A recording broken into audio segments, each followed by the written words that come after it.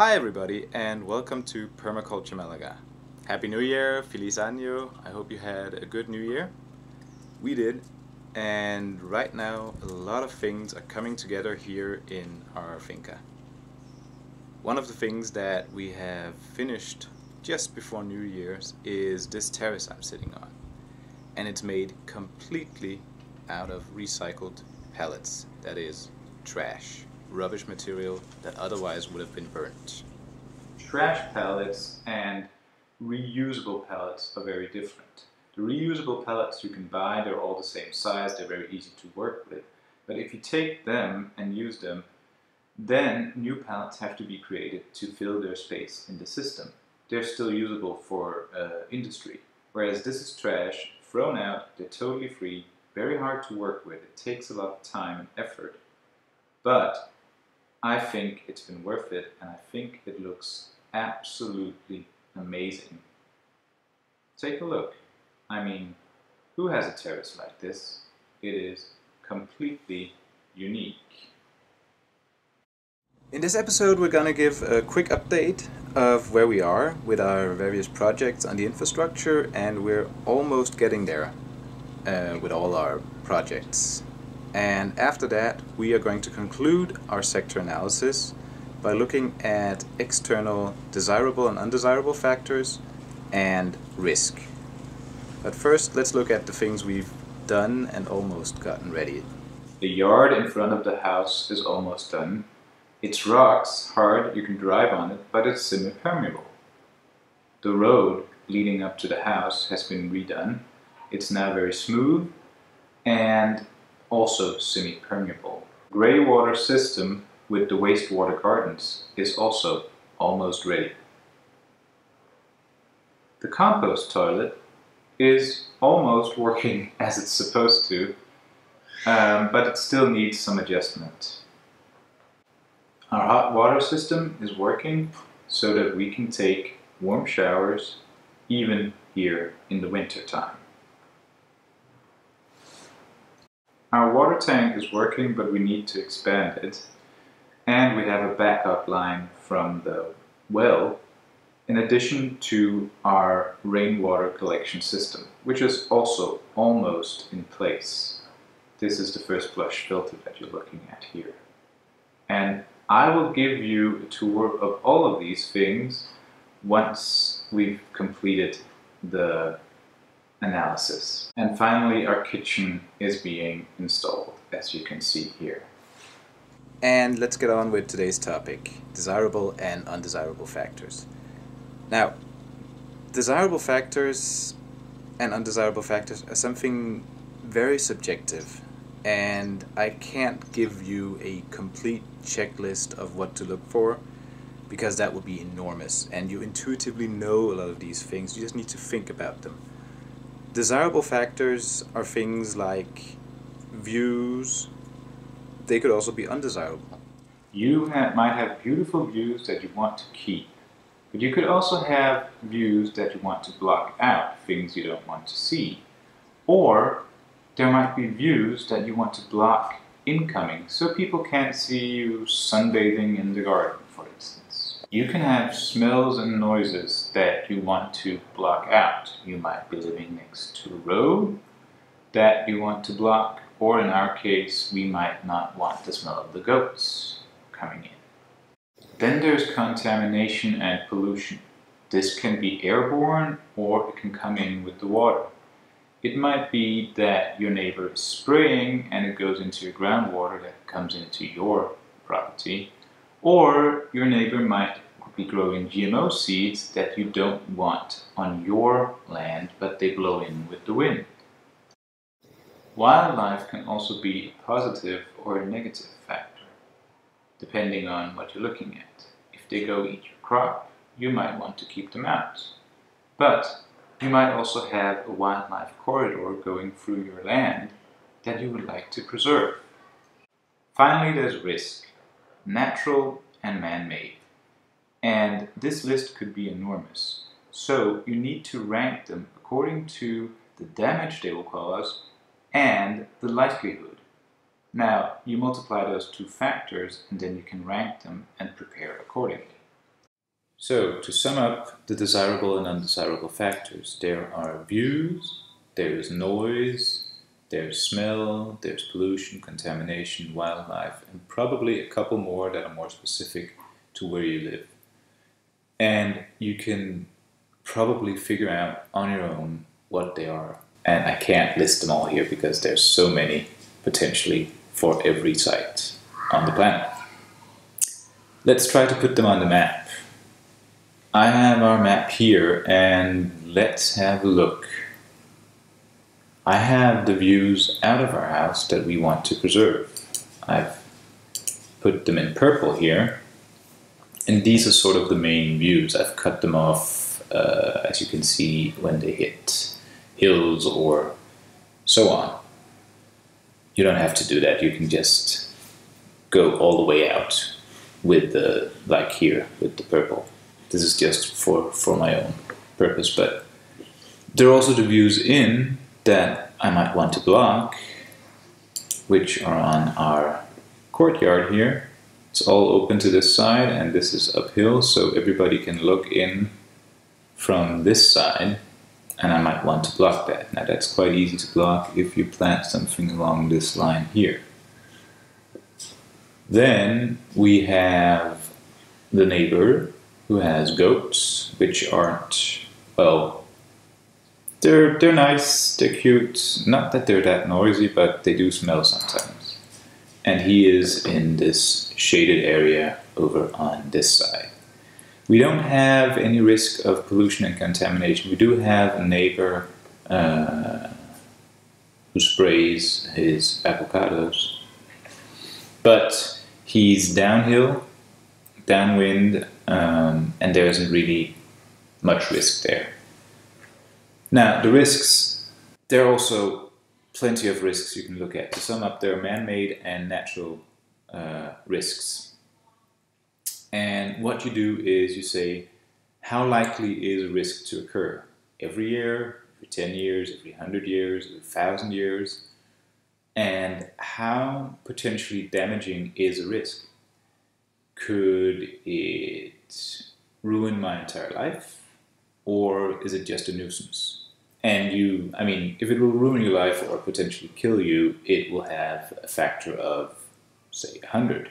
Whereas something that's a minor nuisance might have a factor of, say, 5 or 10, depending on how annoying it is. And then you say, right, if it will happen once every 1,000 years, which means it's very unlikely to happen, you might say, well, that's a chance of 1 in 1,000, so that's 0.1%.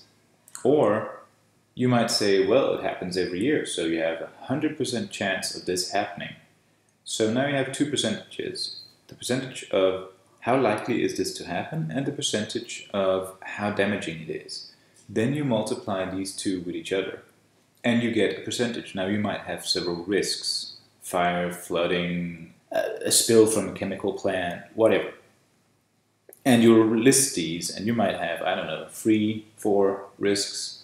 And you say, okay, how likely is this to occur and what is the damage? And then you get a ranking by multiplying these two factors.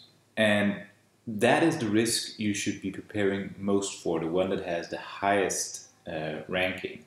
And then the next one, and then the next one. So, let's look at an example. What you do is you take your risk, which I've put in the column A here, and say, I have a risk of forest fire. I also have a risk of a flooded basement. These are just two random risks I picked. Now, the risk of a forest fire is, well, it happens about every 100 years. And the flooded basement, well, I live in a really bad area. I live close to a river, a dam breaks every other year or something like that. It happens quite frequently. Now, the forest fire is potentially deadly. Whereas a flooded basement is, well, it's annoying, all my stuff gets wet, and yeah, that's it. So, let's say the likelihood of a forest fire is once every 100 years. So the chances of this happening in my lifetime is like 1%. The damage, however, is I might get killed. So that's 100%. That is probably the worst outcome possible. Now, flooded basement, well, if it's happening every other year, it might be, well, there's a 95% risk of this actually happening while I'm here. Whereas the damage is, well, I have to replace some stuff, or I have to repaint the basement, or whatever. So let's put that at 15. I mean, these numbers are not set in stone. You can choose these as you like, but you probably have a really good idea about what they should be. So, how do you rank these? Well, quite simple. We take the likelihood and multiply it by the damage. And we do that for the other one as well. Now, we have a ranking. And this ranking tells us, even though the forest fire is potentially deadly, the thing to prepare for is the flooded basement. It has a higher ranking.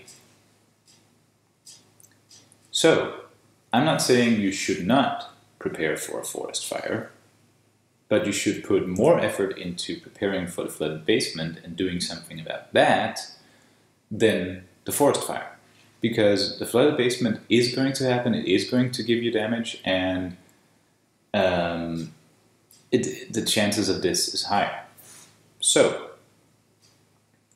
of course you need to prepare for all risks, but how much effort you put into preparing for a risk is given by this ranking. And that's what I mean when I say take the likelihood, multiply it with the damage, and you get the ranking. Now, we have two risks here. There is a risk of fire, even though there hasn't been in recorded history a fire on our mountain. The other mountains here have had fires as recently as last year, and this is a reoccurring event. Now, the fires have happened on the other mountains, and our mountain is sitting in the middle of a valley, so there is quite a distance from the other mountains to ours, but it's still there.